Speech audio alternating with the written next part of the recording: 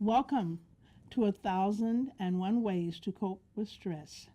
I am Professor Kenshasa Shabaka, and we are continuing our six-part series with Dr. Frederick Munderson on the Temple of Karnak in Egypt. I welcome you, Doctor, and I'm so interested in hearing the continuation of your poem that you were reading the last segment. So if you'll continue that today, I would appreciate it. Well, thank you so very much for inviting me. Yes, indeed.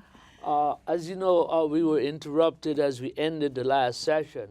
So I'd like to just go right into that segment of the poem that I didn't finish. Please do. Divine house, your eastern expansion at the limit, Hatshepsut conceived the eighth, though Thutmose III built the seventh pylon, initiating the north-south axis, entrusting the first or Kasheti court with its rich hoard. To the east, Taharka's temple stands facing Hatshepsut's fallen obelisk. A summit in Cairo, another completely disappear, her standing obelisk, the last of two pairs beside that of Thutmose, her father, are towering sights to behold. Senmut the prophet and steward of Amun, Queen's architect, erected his majesty's obelisk of red Aswan granite with pyramidiums of electrum to radiantly illuminate the lands like the sun disk of the good God, calf of the heavenly cow. Dweller in heaven, Amun, whose name is hidden from the gods, is a sweet breeze to him that calls upon him who preserves the weary. August abode, the sacred scarab of Amenhotep III rests near your sacred lake, where divine barks floated at festive time, and priests washed or as admonished. Let everyone who enters here be pure. In the southwest corner of your enclosure, an east-west Ptolemaic Opet temple perpendicularly abuts Ramses III's north-south temple of Khonsu. On this axis, Hatshepsut built the eighth pylon, enclosing the second court, while Horemheb built the ninth and tenth pylons with third and fourth courts. In this last court, the Hebset festival of Amenhotep II celebrates the beautiful countenance of the god, the only one who has no second, father of the gods. Your revered master is the dweller in the horizon, Horus, Lord of him that is silent, and gods obey his majesty and extol the might of their creator. Light of the world, beyond the 10th pylon, an avenue of sphinxes connected the temple of Mut with its sacred lake. Temples of Khonsu-Pa, Keheret, and Ramses III were in this enclosure. Nearby with bark stations of Thutmose III and Hatshepsut and sanctuary of Amun, Karmatef, and temple of Nectanebo II are all beautiful places of worship. North of your main axis is the chapel of Osiris, Hekajet, temple of Ptah, temple of Thutmose, and the precinct of the war god Montu further on. A nearby tomb of Osiris, together with exquisite gardens, all rest within your sacred abode of the Theban triad of Khonsu, Mut, and Amun, the most mighty of the gods. Mighty Karnak, mountains of stone, mountains yield stone to make your great gateway. People of Punt bring perfume to make festive Amun's temple. Your lord of all is a glaring lion with raging claws, a bull, firm on back and heavy on hoofs, with the neck of his foe. He is a bird of prey, flying high and seizing on all that assails. The mountains are moved beneath him at the time of his terror. Creator of heaven, eldest of the gods, Lord of what exists, divine Amun, the double crown is established on your head. Your love passes through Egypt, Kemet, when you send out light and rise with your two beautiful eyes. Your beauty seizes upon hearts. Your loveliness makes arms weak. Your beautiful operations make the arms weak and hearts become weak at the sight of you. Great hawk, making your body festal. Sole one and only, with many hands, while men sleep, good herdsmen, you find fodder for your creatures. Jubilation and reverence to you, for you created and care for mankind. Praises heaven in the great house. Ipit Isut, palace, where the fashion of all gods, the Enid dwells, alongside the Lord of earth. Sole king among the gods, Karnak, you espouse thoughts and philosophical paradigms of black African creativity in knowledge, enlightenment, and inspiration. These principles issued forth from you are all part of Africa's gift to the world in arts and architecture and metaphysics, theosophy, and religiosity. Beacon of light, inspiration, and hope, continue to radiate your blessings of health, prosperity, stability, and purposeful vision to African families, men, women, and children who strive to make the world loving and humane for humanity within the construct, the philosophical construct of the fatherhood of God and the brotherhood of man. Karnak Temple, I praise you. Oh, wow. Fantastic. How beautiful, and I could see the visuals as you spoke. And of course, you will follow that with pictures that we can see and appreciate that beautiful piece of poetry that you've created. It's beautiful. Yeah, thank you very much. Well, today I'd like to discuss the architecture of Egypt. And the architecture is actually the unearthing, the clearing. You see, we're dealing with a culture that was abandoned for the most part. And over a 2,000-year period, it was inundated with earth, so that in some ways, the temple was covered in some 20 to 30 feet of sand and mud. So the archaeologists, people who dig with spade and paintbrushes, had to unearth all of this. And this is what I would like to focus on today. But before I do that, as in one of our previous sessions, I explained to you how our people need to understand what are the forces that project this subject matter that is Africa's legacy. For example, I wanted to show you something that I found in this book by Henry Sterling called The Pharaohs, Master Builders. Okay, so we have this image of this pharaoh, Amenhotep I. This guy was, we know he's black-skinned, but he's not pictured in this manner, okay? Now, his mother, Queen Ames Nefertari, is on my card. She is pictured, her image is in the British Museum. She is pictured as an Ethiopian princess, and she wears the red, white, and blue tricolor 1,600 years before Christ. Today, 22 modern nations have these color combinations in their flags. Including America. Including the United States and Canada and Britain and so forth. But our people doesn't know that the first time that the tricolor image is seen is on a black woman 1,600 years before. Recently... Are we able to get a close-up of this? It looks very small, but do you have that in a larger picture? No, I don't, but this new book come out by Runoko Rashidi called Uncovering the African Past, the Van Sertima Papers. He found another image of the Queen in Berlin. So these two images are not in Africa, they're in Europe, right? And they're black. And this is the Queen. Now, if this is the Queen, how does her son look like that? And we've got to understand the three-card Monty being perpetuated against us. In addition, in 1976, the King Tut Exhibit toured the United States. This was the image that was projected in the display, in the exhibit. This is made of alabaster, okay?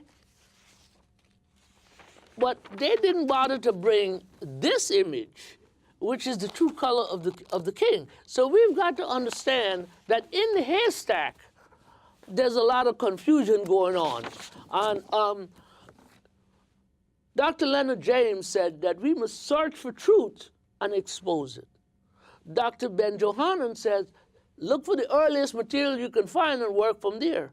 One of my professors said, make sure that you document your sources by looking for the last reference you can find. So all of this is what I've been trying to do, and create a legacy that our people will know. My work is simply to be a point of departure that young scholars could now go and do the research. But we must understand, we must be undergirded by true knowledge and fight to defend Egypt as African and black. Now, I'd like to discuss my topic today. When it comes to the temples, the residence of the king could have been made of mud brick, mortar, to create a normal structure. But the king's God, his temple built for eternity, had to be made of stone, which was to last. Now, Karnak, the history of Karnak is based on the history of the temple of the city of Thebes, because Thebes in the middle of the New Kingdom ruled Egypt for 500 years, and Thebes, in essence, was the capital of the world. So as Thebes flourished, so too did Karnak. Remember, I had told you that Karnak took 2,000 years to build, and all the kings kept pouring money into their wealth because they were favored by their God, and they want to repay for that. Okay, so what are we talking about in terms of the archaeology of the Karnak temple? Okay, now, archaeology is simply the science of clearance. Remove all the litter, whatever destruction, and try to bring down to the normal level of the earth and so forth, right? One of the things that we must be concerned about is salt in the temples. Remember now, as the temples were abandoned, people moved in, and they didn't have what we would call modern conveniences like today, where you flush it and it goes out. So they use the immediate surroundings to relieve themselves, and in that relieving, a great deal of salt emanates from the body, and ultimately, over a period of time, when water mixes with the salt, it helps to erode the columns, the walls, and various aspects of the temple. So that was something that had to be dealt with, that problem of salt. In 1889 of our era, 11 columns fell because they were weakened because of the siltation and saltation that occurred within the temple.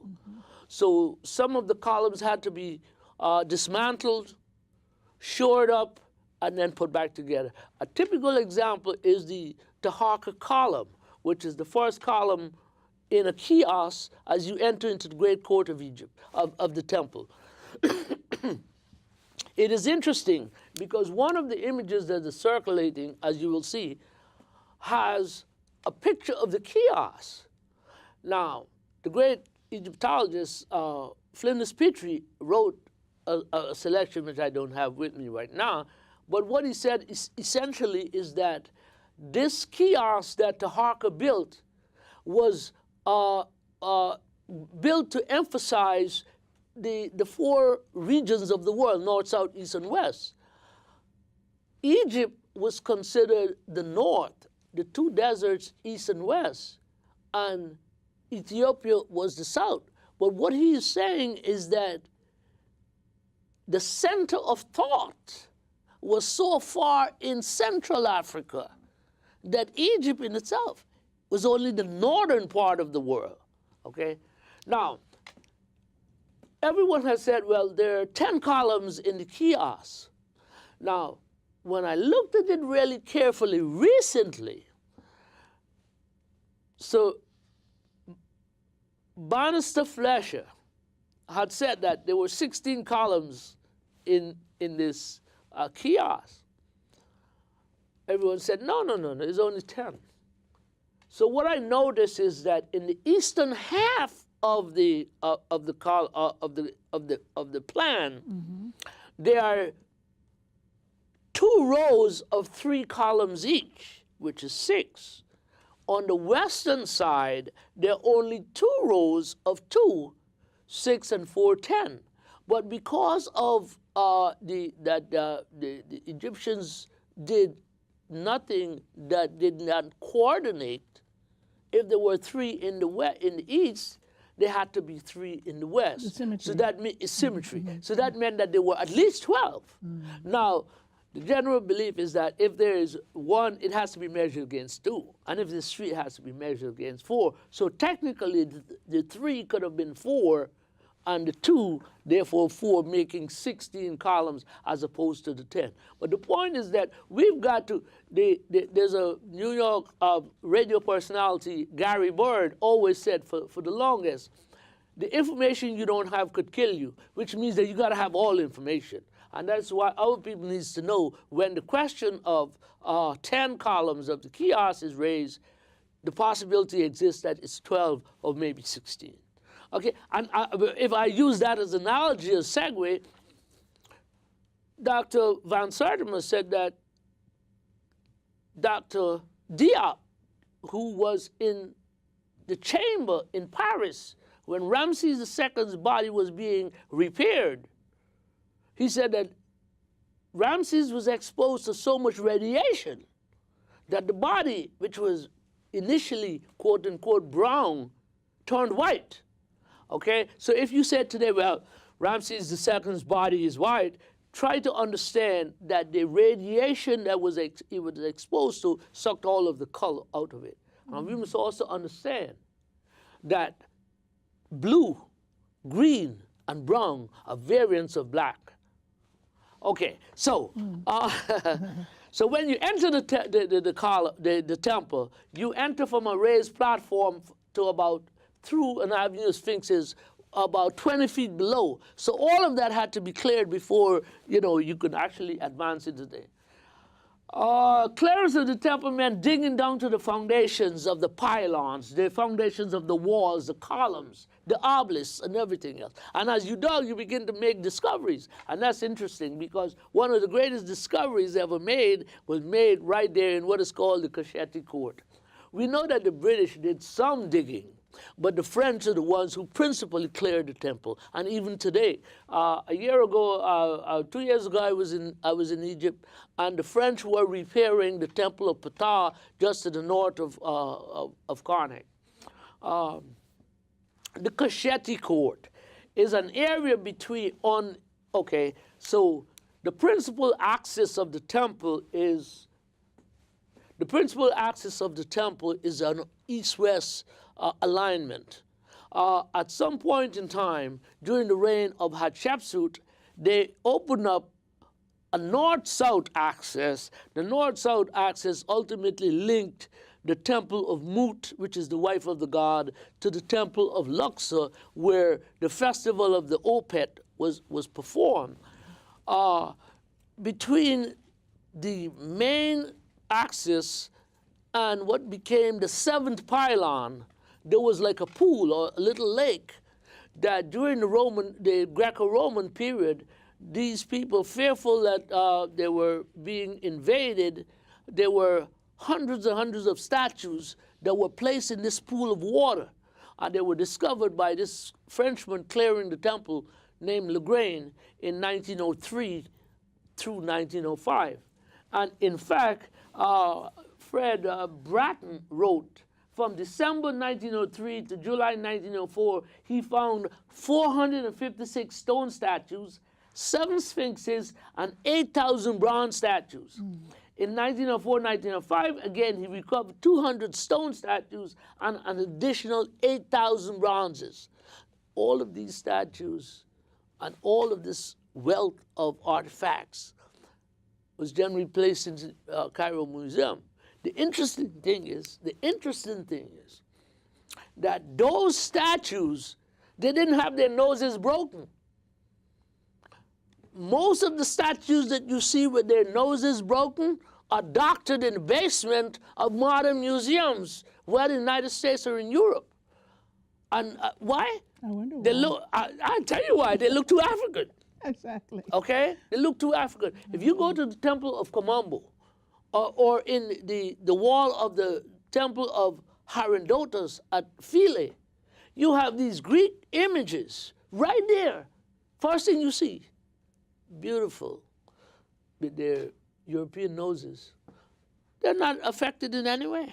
In the most out-of-the-way places, wherever you find an African image, it is defaced because that doesn't lie. Okay, so all of this that Lagrange found, it's after Mariette. Mariette was a great archaeologist who helped to build the Cairo Museum. He said there was nothing left. The place was empty, and they found this. And I'll tell you this, that 30 to 40% of the temple is still unexcavated. So we can be apprised of all kinds of surprises that and it will take, we're talking about maybe till the end of the century they're digging. Okay. Have to be so careful. But the fact of the matter is that in the archaeological excavation, and when the anthropologist seeks to interpret the data that is found, we need scholars who are versed in this material to vigorously challenge so that distortions doesn't come into the interpretation, and all the important relevant data is included. So we must fight against distortion and omission in the presentation of the information. And that is why we have to travel. We have to trust our own scholars who are out there in the field doing the work. And I've been admonished, Dr. James, Dr. Ben, Professor Simmons, and several others, do the work and expose the truth. That's it. And work you have done. For sure. A lot of in building the pylons, and there'll be a whole session on that. Sometimes there were sacred stones that were found that didn't know what to do with it. So what they did is they packed them into a pylon. Pylons, a big gateway with some pylons are 150 feet wide and 25 to 30 feet deep. So there's a lot of space in there where you can, sort of like a garbage can, but it's not really a garbage can, because the Whitechapel, which is one of the greatest pieces of architecture that ever found, and the Red Chapel, they were all stuffed in different pylons to hide them and, get rid of the stones. But we cannot put the stones, because of their sacred nature, outside of the temple. So let's figure a nice, neat way in which to get rid of them, put them in the pylon. I honor the obelisk of Queen Hatshepsut. There's a photograph of this double statue of this Neferhotep in a place called the Wajit, the Wajit is just in front of the sanctuary. And I notice he's found lying where he was placed. His nose is not broken. So we have to ask the question of, why do these people break the noses? One of my professors, we have to go through the nose to get to the brain and mummy. The mummy, not the statue. And there's trickery all over. So we need to be aware of this, and we need to fight against distortion, misrepresentation, omission, and so that our people will have as clear, a complete picture of the evidence as it relates. I wanted to conclude by saying that archaeology has rescued the Temple of Karnak from the sands of time. However, let me say that modern archaeology is no new phenomenon. Thutmose IV of the 18th dynasty, he was a young king, prince. He was the grandson of Thutmose III and the father of Amenhotep III. And Amenhotep III was described as very black, right? So he was out driving one day and he fell asleep underneath the Sphinx. And the Sphinx came to him in a dream and said, look, the sands of the desert have engulfed me. And if you clear away the sands, I will make you king of Egypt. And he cleared away. the sands, and he became king of Egypt, and his son became Amenhotep III the Magnificent. So the point I'm making here is that archaeology, clearance, is as old as time. It's an African science that became more refined on the Flinders Petrie at the end of the 19th century. And Flinders Petrie put the science of archaeology on a scientific footing so that people today praise him for his way of systematizing the study of the artifacts as they were unearthed and so forth.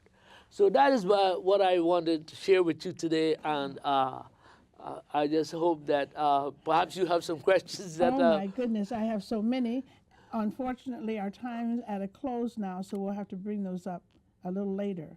But my main question would have been, why so many of these smaller sculptures? Were those the parts that are brought to the tomb of the king to go with him in his passage to the next life?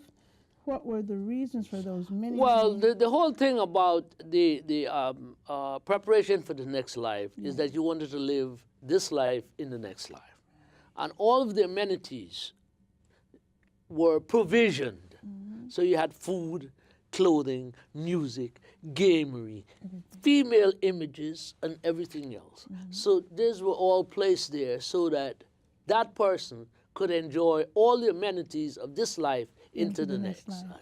Well, Dr. Munderson, as usual, you are so creative and so thorough in your depiction that I can visualize them even though I don't have them before my eyes right now. I thank you so much. Thank you for having me. Part 2, and we will be continuing with part 3 in the next session. Thank you so much. Thank you so much, and thank you for looking at 1,001 Ways to Cope with Stress. You are informed. I am Professor Kenshasa Shabaka. This is our Honorable Dr. Frederick Munderson. Thank you. Thank you.